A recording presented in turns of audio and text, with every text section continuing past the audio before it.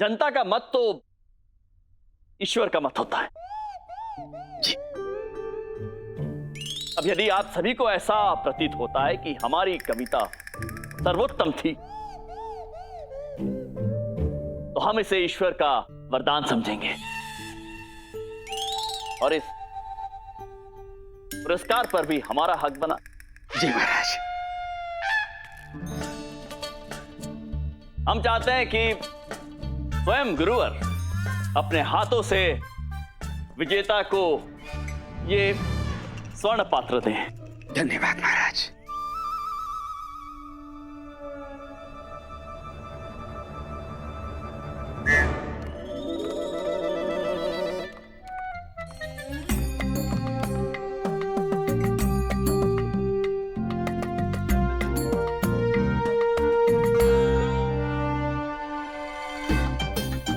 गुरुवर।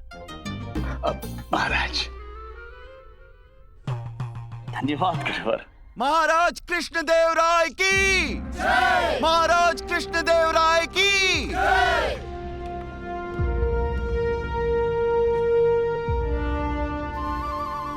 सबके सब निकम्मे हैं, आलसी हैं, सबको मृत्यु दंड मिलना चाहिए।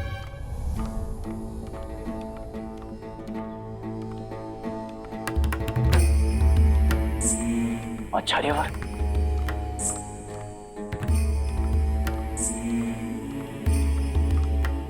आचार्य चक्रपाणी जी, आप क्या हुआ? आचार्यवर, आप इतने क्रोधित क्यों प्रतीत हो रहे हैं? क्योंकि कृष्ण में क्योंकि महाराज। आचार्यवर, आप हमें कृष्ण कह के संबोधित कर सकते हैं। बाल्यकाल में आप हमारे गुरु रह चुके हैं। मैं बालक कृष्ण का गुरु था, आप महाराज हैं और महाराज का सम्मान करना हर नागरिक का कर्तव्य होता है। मैं आपको महाराज ही कहूंगा। और महाराज, मुझे बहुत दुख के साथ कहना पड़ रहा है कि आपका यह दरबार अयोग्य व्यक्तियों से भरा हुआ है और सबसे बड़ा अयोग्य व्यक्ति ये कोतवाल है। इसे फांसी की सजा दीजिए। क्या हुआ क्या आचार्य? क्या क्या कोतवाल ने? अपना धर्म छोड़ता है, अपने कर्म को नहीं किया है। मैं कहता हूं महाराज, इसे अभी फांसी की सजा दीजिए। परंतु हुआ क्या है आचार्यवर, ये तो बताइए। आप इतने क्रोधित क्यों हो रहे हैं? मेरे साथ अन्याय हुआ है महाराज, छल हुआ है मेरे साथ, और कोतवाल दोषियों को ढूंढ कर लाने को तैयार ही नहीं है। ये दोषियों को दंड ही नहीं देना चाहता। दुष्ट दुष्ट दुष्ट। आप हमें भी दुष्ट कह रहे हैं आचार्य? आचार्य जी, आप ऐसे कैसे हमारे गुरुजी को दुष्ट कह सकते हैं? हाँ, जिनका सभी सम्मान करते हैं उनको आप दुष्ट नहीं कह सकते। तुम्हें नहीं कह रहा तथाचार्य, कोतवाल को ही कह रहा हूं।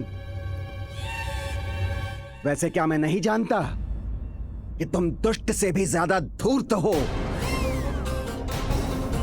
धूर्तता में विद्वता मिलाकर गुरुवर के पद पर आसीन हो गए हो। तुम्हारे और भी गुणों को जानता हूं मैं तथाचार्य। कहो तो सबके सामने उन सभी गुणों का बखान करूं? और हां, तुमसे भी बड़े जो ये दो मूर्ख पाल कर रखे हैं ना, इनका मुंह बंद करके रखा करो। मैं तो कहता हूं महाराज, कोतवाल के साथ साथ इन तीनों को भी फांसी दे दीजिए। दरबार पर बोझ है ये। शांत शांत गुरुवर, आप हमें बताइए हुआ क्या है? कोतवाल से ही पूछिए महाराज, ये स्वयं कल मुझसे मिला था। कोतवाल, कल तो मैं आपके दामाद से मिला था आचार्य। फिर दामाद? अरे मेरी कोई बेटी ही नहीं है तो दामाद कहां से आया महाराज? अरे परंतु उसने तो स्वयं आपके सामने अपने आप को दामाद कहा था। दामाद दामाद दामाद? अरे वो ठग था, चोर था, जो मेरा सारा धन लेकर चला गया महाराज। आचार्य, आपके कहने का तात्पर्य है कि आपका दामाद ठग है? इसे भी फांसी पर चढ़ा दीजिए महाराज। मैंने कहा ना यहाँ सब के सब निकम्मे हैं। अरे मैंने कितनी बार कहा कि मेरा कोई दामाद नहीं है, नहीं है, दामाद नहीं है। परंतु उसने तो आपके सामने परिचय दिया था। फिर दामाद दामाद दामाद दामाद। आचार्य शांत हो जाइए, शांत हो जाइए। आचार्य गला छोड़िए उनका, छोड़ दीजिए उन्हें। आचार्यवर छोड़िए उन्हें। शांत हो जाइए आचार्यवर, और आप हमें स्पष्ट रूप से बताइए हुआ क्या था।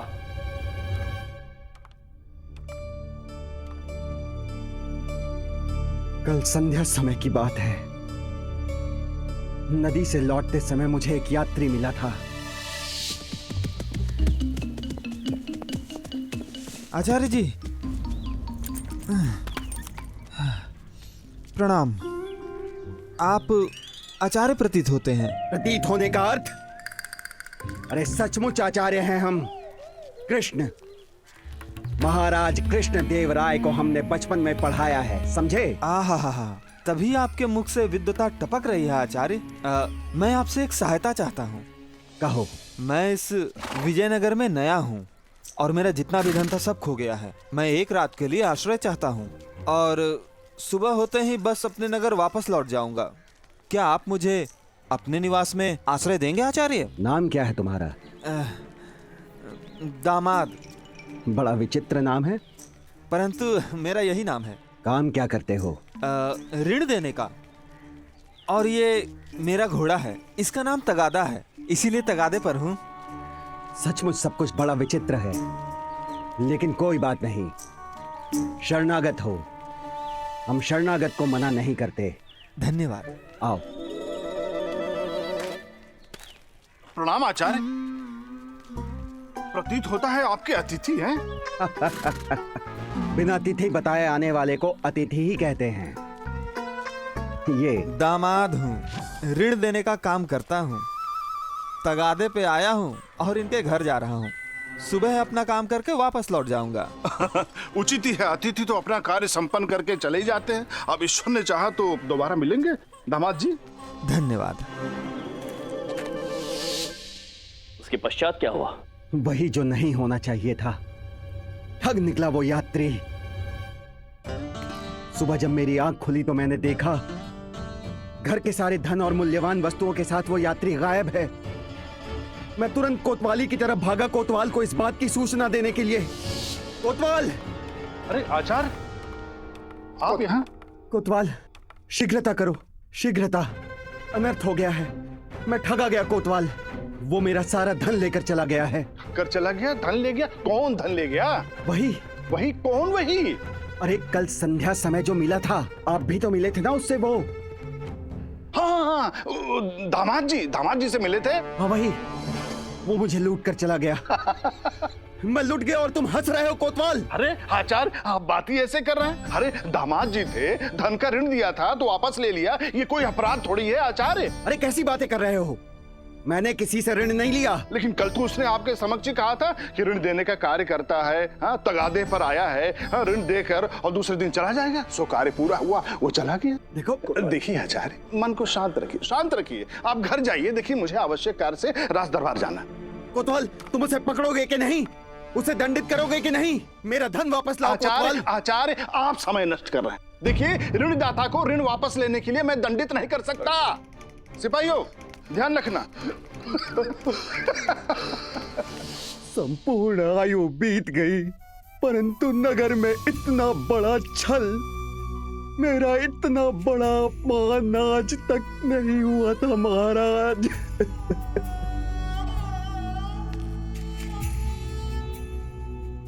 मैं समझ गया आचार्य, आपके साथ क्या हुआ है। आइए आचार्य, आप यहाँ बैठिए। आइए।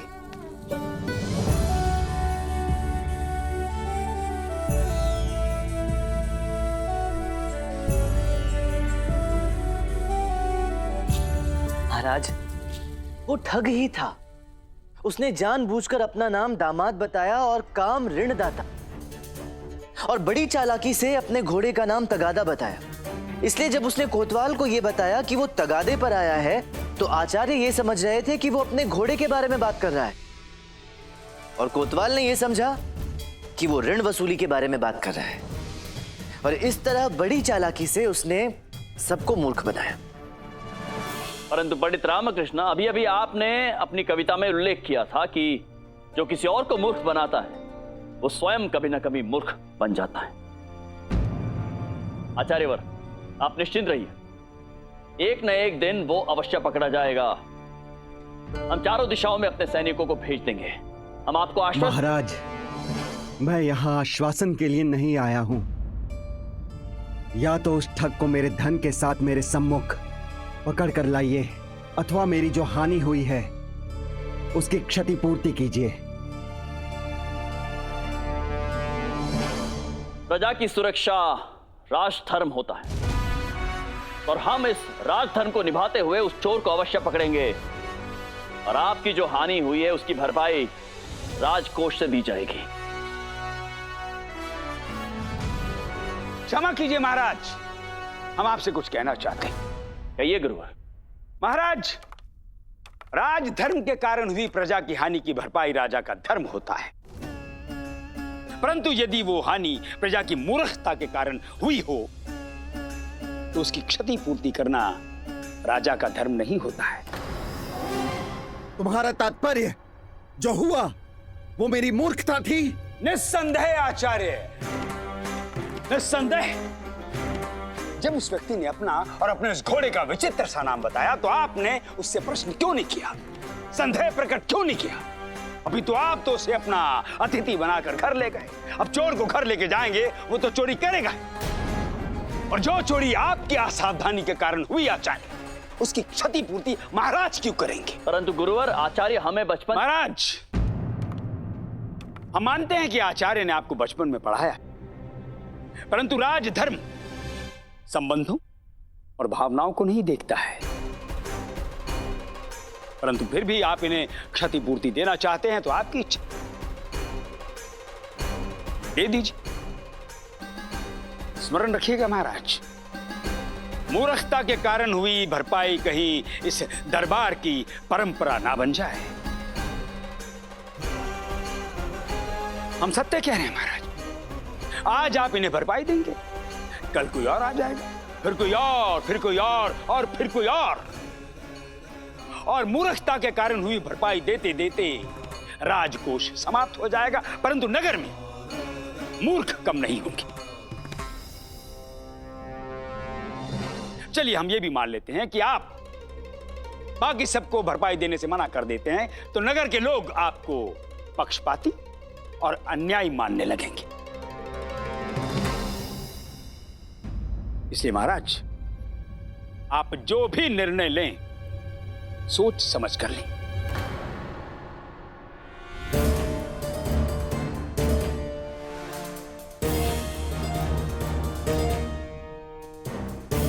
मैं समझ गया।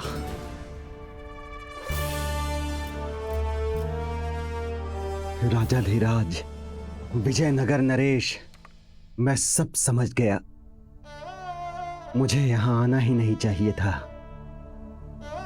यहां आकर मैंने आपका समय जो नष्ट किया उसके लिए मैं क्षमा चाहता हूं।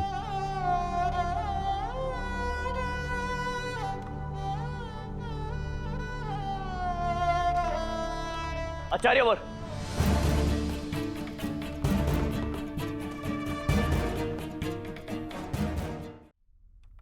क्षमा कीजिएगा महाराज, हमने तो केवल वही किया जो एक राजभक्त दरबारी को करना चाहिए। किसी को भी मूर्खता की क्षतिपूर्ति नहीं मिलनी चाहिए। ये आप कैसी बातें कर रहे हैं गुरुवर?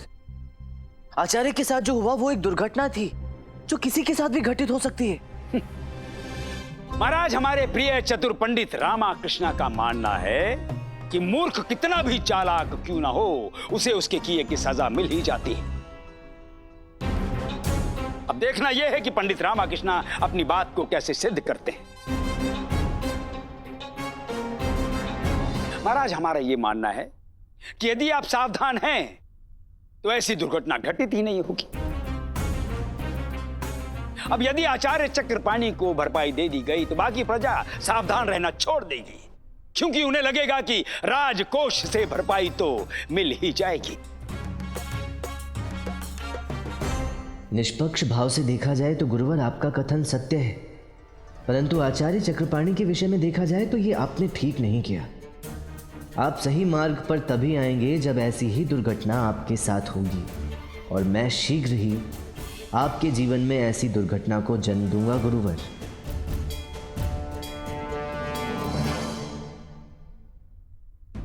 सभा समाप्त होती है। पंडित रामकृष्ण, महाराज, आप हमारे साथ चलिए। हम आपसे कुछ आवश्यक वार्तालाप करना चाहते हैं। जी महाराज। महाराज कृष्णदेव राय की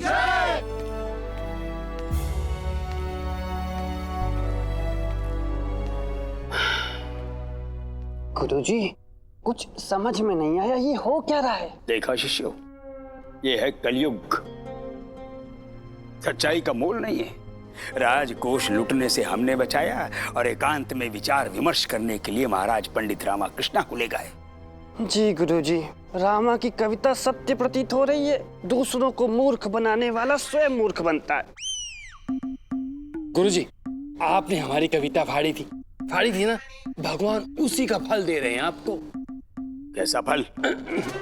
महाराज ने सबके सामने रामा को अपने निकट सिद्ध कर दिया है, तो ये आपका तिरस्कार नहीं हुआ गुरुजी? अरे वो तो छोड़िए गुरुजी, ये सोचिए कि वो दुष्ट रामा महाराज से निकटता का लाभ उठाकर आपके लिए कौन कौन से नए संकट उत्पन्न करेगा।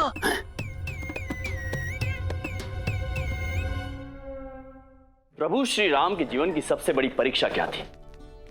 माता सीता को लंका से छुड़ाना? नहीं, प्रभु श्री राम के जीवन की सबसे बड़ी परीक्षा तब आरंभ हुई जब वो राजा बन गए, जब उनके समक्ष माता सीता को वनवास भेजने का प्रश्न खड़ा हुआ था। तब पति राम और राजा राम के बीच में एक बहुत बड़ा संघर्ष उत्पन्न हुआ था। एक पति अपनी पत्नी के साथ खुशी खुशी अपना जीवन व्यतीत करना चाहता था, परंतु राजा राम को अपने मर्यादा का पालन करना था। पंडित रामकृष्ण विवशता की पराकाष्ठा तब थी जब प्रभु श्री राम को अपनी धर्मपत्नी सीता मैया को वनवास भेजना पड़ा था। आज ऐसी विवशता की अनुभूति हमें हो रही है। मैं समझ सकता हूं महाराज। एक राजा होने से पूर्व हम एक मनुष्य हैं, एक व्यक्ति है, और ये व्यक्ति अपने गुरु की सहायता करना चाहता है, परंतु राजधर्म ने हमें बाध्य किया हुआ है। पंडित रामकृष्ण, मैं समझ सकता हूं महाराज। पंडित रामकृष्ण, अब आप ही कोई मार्ग ढूंढिए जिससे वो ठग पकड़ा जाए, तभी आचार्य चक्रपाणी को न्याय मिल पाएगा। ये हमारा अनुरोध है। अनुरोध नहीं महाराज, आदेश दें।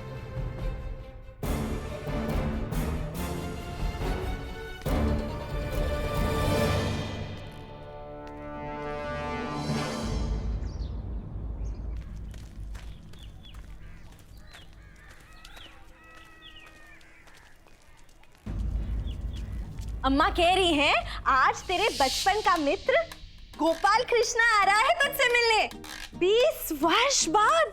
हाँ अम्मा, याद है मुझे। परंतु तुझे ये याद नहीं है कि घर में घी खत्म हो गया है।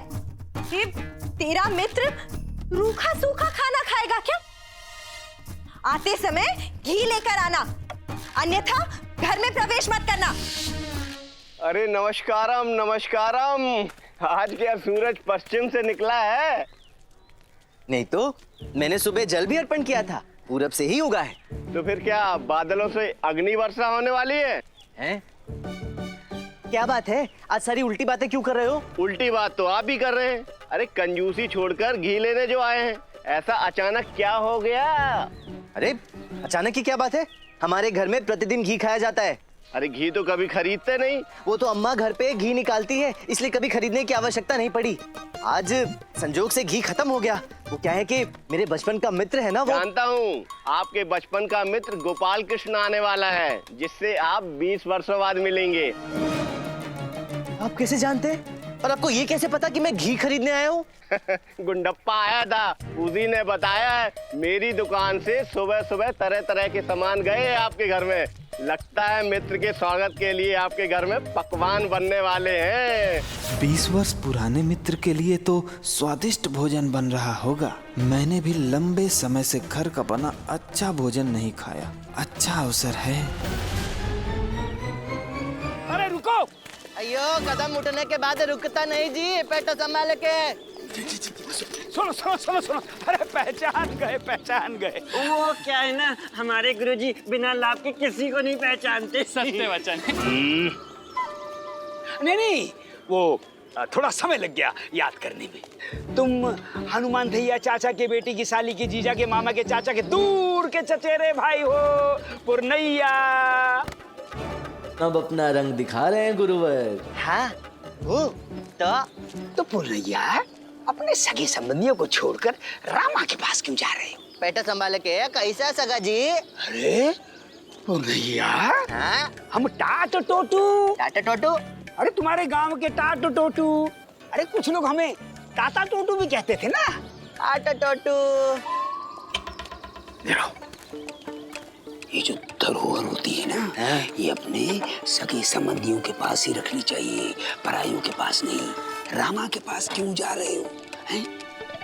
अब भी नहीं पहचाने हमें? अयो, तुम भी तो हमको नहीं पहचाना जी, पेट संभाल के। तो पहचान तो लिया ना पेट संभाल के। अब भी तुमको पहचान गया जी। अब हम ये स्वर्ण मुद्रा है तुमको ही देगा। बाद में। और निश्चिंत होकर गंगा सागर यात्रा पे जाएगा पेट संभाल के। ये तो हमारे जान से मैं आ गया। अच्छा चलो अब घर चल। अयो नहीं। क्यों? अब क्या हुआ? पहली बार विजयनगर में तुम्हारा घर में जाएगा जी, ऐसे खाली हाथ थोड़ी ना जाएगा पेट संभाल के। अच्छा। ओ भैया, भैया ये केला दे दो। जी श्रीमान। सारे के सारे दे दो पेट संभाल के।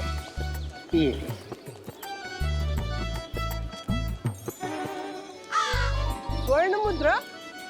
मुझे इस केले के बदले केवल 5 कौड़ियाँ चाहिए बस।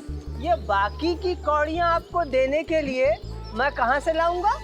यो, हमको क्या पता जी, हमारे पास तो केवल स्वर्ण मुद्रा है, और वो भी 10 सहस्त्र स्वर्ण मुद्रा, जो हम अपना ज्येष्ठ भ्राता तथाचार्य के पास रख कर गंगा सागर यात्रा को जाता जी पेट संभाल के।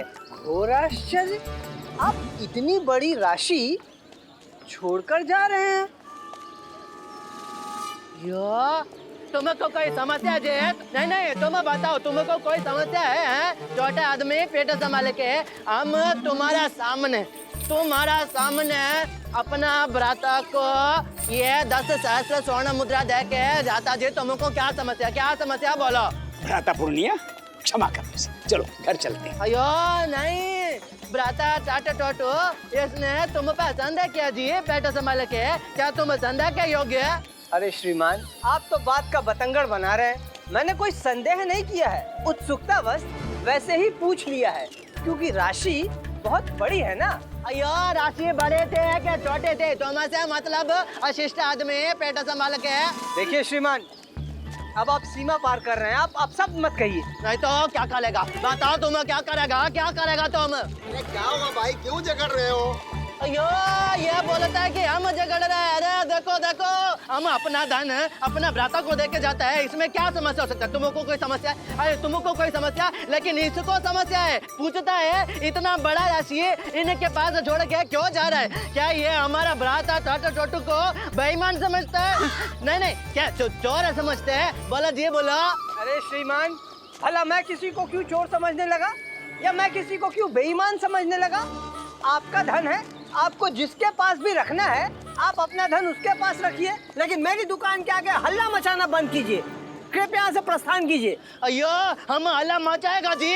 सुनो, हम पूर्णैया अपनो 10 सहस्त्र स्वर्ण मुद्रा आप सबके सामने अपने भ्राता आचार्य तथाचार्य के पास धरोहर रख के जाता जी, जो हम गंगा सागर यात्रा से वापस आके ले लेगा। हाँ, सुन लिया, अब जाइए। अब पुरनैया, अब रहने दो। चलो घर चलो, पेट संभाल के। यो नहीं जा सकते जी। मतलब तुम्हें तुम्हें अपना धन हमारे घर नहीं रखना?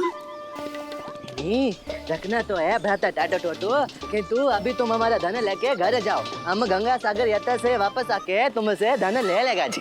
अच्छा, जी तो नहीं मानता, लेकिन क्या करें, हम तुमसे घर चलने का हठ नहीं करेंगे। अब हठ करेंगे तो तुम्हें यात्रा में विलंब हो जाएगा ना? हाँ तो हम हठ नहीं कर रहे हैं।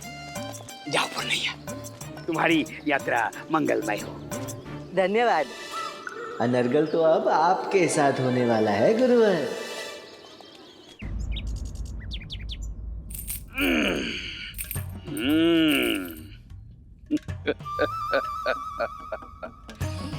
इसे कहते हैं लक्ष्मी का अपने आप घर आना। परंतु गुरुजी, पराये धन को अपना धन समझना पाप होता है। पाप नहीं गुरुजी, महापाप होता है। हाँ ए मूर्खो, हम तथाचार्य हैं। हम जो कहे वही पाप है, हम जो कहे वही पुण्य है। अरे छोड़ो, ये बातें तुम्हारी समझ के बाहर की बातें। हमको तो बस इतना ही समझ में आ रहा है गुरुजी कि आपको इस धन से मुंह हो गया है। चुप रहो मूर्खो। गुरुजी, हम तो आपके प्रिय शिष्य हैं, आप हमें चुप करा सकते हैं। यदि पुरनैया वापस आया और अपना धन मांगने लगा तो आप उसके मुख को कैसे बंद करेंगे? बताइए बताइए। अच्छा एक काम करो, तुम दोनों बाहर जाओ और जब हम बुलाएं तो भाग कर आना, फिर बताएंगे। जी गुरुजी, चलो चलो।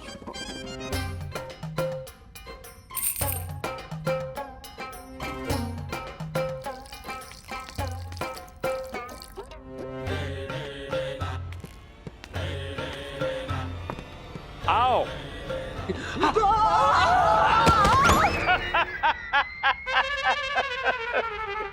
आयुष्मान भवा मूर्खो, देखा हम वो कर सकते हैं जो तुम कभी सोच भी नहीं सकते। अरे वो पुरनैया तो तब धन वापस मांगेगा जब वो वापस आएगा, और ये गंगा सागर की यात्रा से कौन वापस आता है? कोई नहीं। अब ये धन हमारा धन है।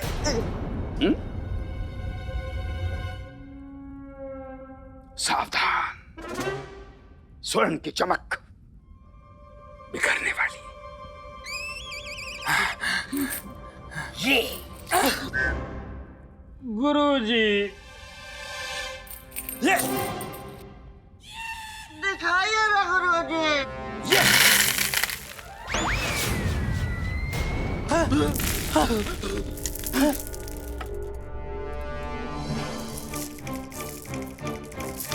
कंकर पत्थर, ये स्वर्ण मुद्रा कहां गई?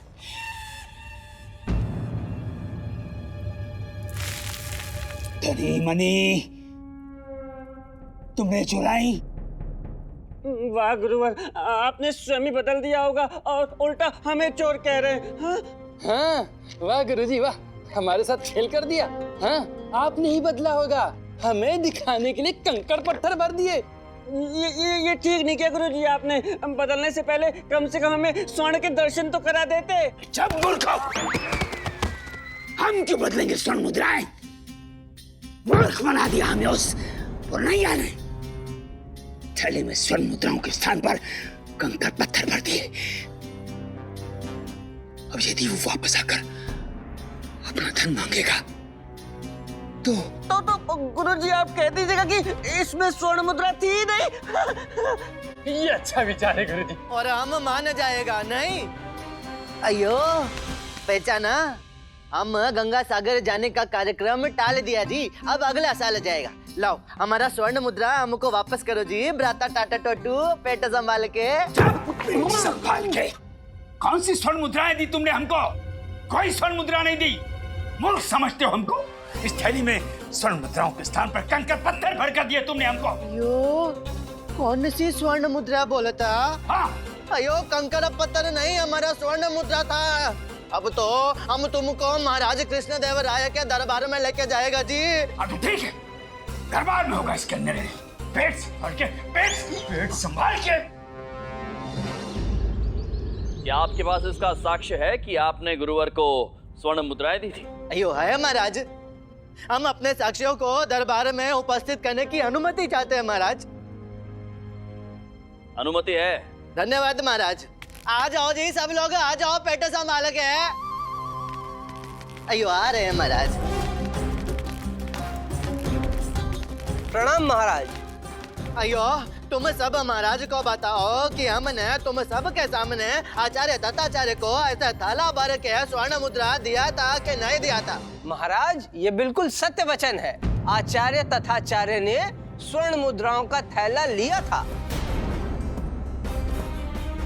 अयो महाराज, अब आचार्य दत्ताचार्य हमारा धन हमको वापस लौटाने के लिए मना कर रहे महाराज। अब तो आप ही न्याय करो महाराज, आप ही न्याय करो। गुरुवर, ये क्या कह रहे हैं? मिथ्या है महाराज, मिथ्या। झूठ बोल रहा है ये व्यक्ति, और बाकी ये सब इसके छलावे में। अयो चलावा, कैसा चलावा जी? थाले में स्वर्ण भरा, इस बात का छलावा। देखिए महाराज, कल इस व्यक्ति ने हमें एक थैला दिया था इन सबके समक्ष, और ये हमें कह रहा था कि उसमें स्वर्ण मुद्राएं हैं, परंतु वास्तव में उसमें स्वर्ण मुद्राएं नहीं महाराज, कंकड़ पत्थर थे। अयो नहीं महाराज, मैंने तो सबके सामने उस थैले में से स्वर्ण मुद्रा निकाला था जी। निकाला था या नहीं निकाला था? निकाली थी महाराज। हाँ। चुप! एक स्वर्ण मुद्रा निकाली थी, और बाकी इन लोगों ने कहा देखा कि उसमें स्वर्ण मुद्राएं थी या नहीं थी? उसमें तो केवल कंकड़ पत्थर भरे थे। अयो ये तुमने कब देखा जी? पेट संभाल के। पेट संभाल के? महाराज, जब से मैं इस व्यक्ति से मिला हूं, एक ही बात बोले जा रहा, पेट संभाल के, पेट संभाल के। यदि इसने पेट संभाला होता तो इसकी हालत ऐसी नहीं होती। अयो हमारा पेट पे नहीं जाने का जी। पहले ये बताओ तुम देखा कब? आज देखा तुम्हारे आने से पहले। पेट संभाल के। अयो चोर पकड़ा गया। अयो चोर पकड़ा गया महाराज, चोर पकड़ा गया। शांत! आप हमारे गुरुवर को चोर कह रहे हैं? कोई साक्ष्य है आपके पास? किस आधार पर कह रहे हैं ये? अयो महाराज, जब सुबह इन्होंने तैला खोला, इतना सारा धन देख के इनका मन डोला। यो मस्तिष्क ये योजना बनाने लगा कि इतना सारा धन हड़पा कैसे जाए, और हम जब इनसे अपना धन वापस मांगने को गया तो इन्होंने हमारा धन वापस लौटाने से मना कर दिया जी। अयो इनको बोला हमारा धन वापस लौटाए। कैसे लौटा दे महाराज? क्यों लौटा दे महाराज, जब हमने ली नहीं? महाराज देखिए, इस व्यक्ति ने हमें कंकड़ पत्थर दिए थे, अब ये हमसे धन ऐंठना चाहता है। मूर्ख बनाया था इसने हमको महाराज। हम तुमको मूर्ख बना रहे, या तुम जानबूझ के सबके सामने दिखाना चाह रहे हैं कि हम तुमको मूर्ख बना रहे हैं ताकि तुम हमारा धन हड़प सके? भगवान महाराज, हम ईश्वर की शपथ खाकर कहते हैं कि ये व्यक्ति हमको मूर्ख बना रहा है महाराज। उस थाले में कंकड़ पत्थर थे। कल एक ठग ने हमारे आचार्य को मूर्ख बनाया था। राज, गुरुवर ये कह रहे हैं, कहीं आपने गुरुवर को मूर्ख तो नहीं बनाया? अयो महाराज, यदि हम सचमुच में मूर्ख बनाता तो इस दरबार में उपस्थित होने का साहस नहीं करता जी। अच्छा चलो, एक बार को मान लिया कि हमने इनको मूर्ख बनाया, तो भी ये इनका दोष जी। ये मूर्ख बने ही क्यों? अब मूर्ख बन गए तो हमारा स्वर्ण मुद्रा हमको वापस करो जी। कैसी बातें कर रहे हो? तुमने हमें मूर्ख बनाया, इसमें हमारा दोष है? अयो तुम्हें बोलता ना कि मूर्ख बनना मूर्ख बनने वाले का दोष होता जी। महाराज कैसी बातें कर रहा है महाराज ये? मूर्ख बनना बड़ा दोष कैसे हो सकता है? अयो कैसा नहीं हो सकता जी? तुम्हारा लिए अलग और आचार्य चक्रपाणी के लिए अलग अलग न्याय कैसे हो सकता जी?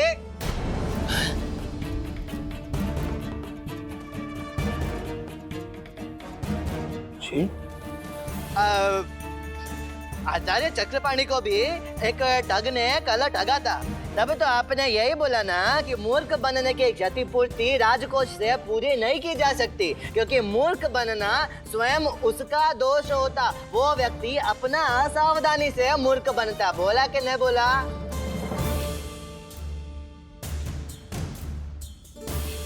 कौन हो तुम?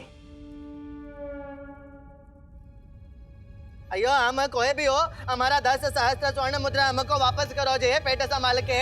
कौन सी स्वर्ण मुद्राएं वापस करे? पेट संभाल के, पेट संभाल। अयो हमारा पेट को हाथ नहीं लगाना जी, पेट संभाल के।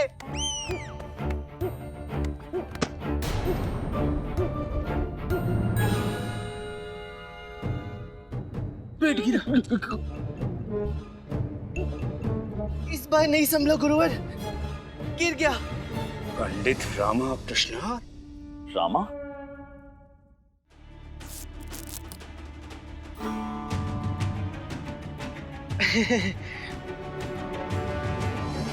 क्षमा करें महाराज, किंतु गुरुवर की आंखें खोलने के लिए ये करना आवश्यक था। गुरुवर, कल आपने आचार्य चक्रपाणी को क्षतिपूर्ति देने से मना कर दिया क्योंकि आप ऐसा मानते हैं कि मूर्ख बनना मूर्ख बनने वाले का दोष होता है, जबकि ये सत्य नहीं है। मूर्ख तो कोई भी बन सकता है। देखिए, अभी आप ही बन गए ना। कल महाराज के गुरु वृद्ध आचार्य चक्रपाणी इस दरबार से निराश होकर लौट गए। ये उनके प्रति आपकी निर्दयता थी जो मुझे कदापि उचित नहीं लगी, इसलिए मैंने ये सारा स्वांग रचा। हम क्षमा चाहते हैं महाराज। कल हमने आचार्य चक्रपाणी को भरपाई देने से मना किया था, परंतु आज हम सबके समक्ष भरे दरबार में ये घोषणा करते हैं कि आचार्य चक्रपाणी को हम भरपाई देंगे अपने धन से। उसकी कोई आवश्यकता नहीं है गुरुवर। आचार्य चक्रपाणी को उनका ठगा हुआ सारा धन वापस मिल चुका है। जी महाराज, वो ठग पकड़ा गया है और सैनिकों को उस ठग से वो सब कुछ मिल गया है जो उसने लोगों से ठग कर जंगल में छिपाया था।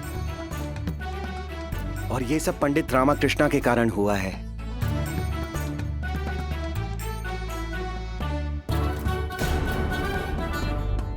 आचार्य महाराज, कल मैं क्रोधित होकर यहां से वापस चला गया था, लेकिन आज मैं आपको आशीर्वाद देता हूं कि आपके इस दरबार से पीड़ितों को सदा न्याय मिलता रहेगा। धन्यवाद आचार्य।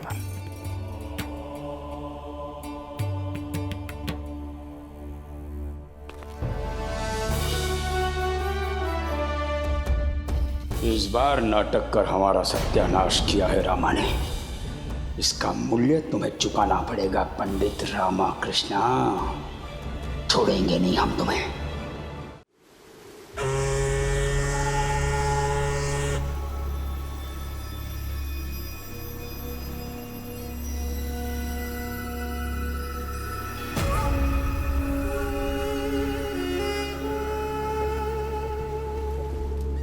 तो यह है विजयनगर राज्य, जिसके बारे में पोर्चुगल में इतनी चर्चा है। भारत का सबसे समृद्ध राज्य, खुशहाल लोग, खुशहाल परिवार। पर यह कैसे हो सकता है? इतनी सारी खूबियां एक ही राज्य में? यह सब झूठ होगा। हम सच्चाई का पता लगाकर रहेगा। हमसे कुछ नहीं छुपा सकता है ये लोग। देखते हैं कितने दिन इस विजयनगर का वर्चस्व रहता है। कृष्णदेव राय, हम आ रहा है, तैयार हो जाओ।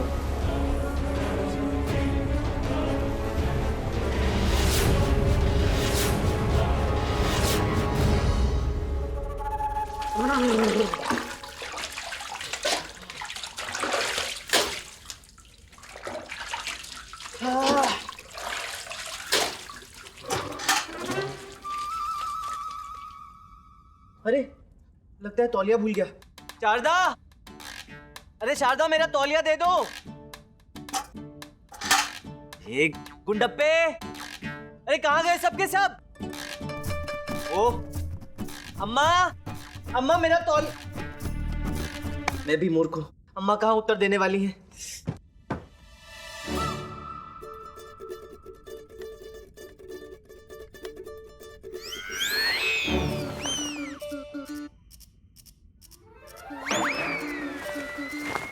अरे, ये तौलिया अपने आप उड़ कैसे रहे? वायु तो नहीं चल रही है।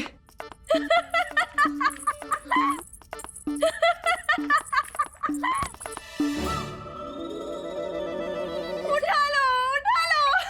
कैसे उठा लूं शारदा? ये तौलिया अपने आप कब से उड़ रहा है? एक बार हाथ पुनः उठाकर तौलिया पकड़ने का प्रयास तो करो। तुम्हें कोई और कार्य नहीं है क्या? क्यों त्रस्त कर रहे हो मुझे? अब मेरे पास मेरा पोता तो है नहीं जिसके साथ मैं खेलूं, इसीलिए तेरे साथ ही हंसी ठिठोली कर लेती हो। मैं कोई क्रीड़ा करने की वस्तु हूँ? यदि तुम्हें खेलने का इतना ही मन है तो इस गुड्डप्पे के साथ खेलो ना, ये भी तो बालक है। मैं बालक नहीं हूँ, बोले तो मैं बोलूं। बालक तो तू है, तो लंग घुमला है पूरे घर में। मैं महाराज कृष्णदेव राय का विशेष सलाहकार हूँ, जिसका महाराज सम्मान करते हैं, लेकिन उसके घर में उसका कोई सम्मान नहीं होता, मेरा शोषण करते हैं। यदि कोई बाहरी व्यक्ति मुझे इस अवस्था में देख लेगा तो मेरा क्या सम्मान रह जाएगा उसके सामने? हा? तुम लोगों को मेरा कोई मूल्य नहीं पता, ना ही मेरा सम्मान करते हो। तुम लोगों के लिए तो मैं बस एक विदूषक की भांति हूँ ना, जो तुम्हारा मनोरंजन करे, तुम्हें हंसाए। लेकिन अब से ये नहीं होगा, ये सब अब से बंद, अब से ये सब कुछ बंद। मैं इस पर पूर्ण विराम लगा के रहूंगा।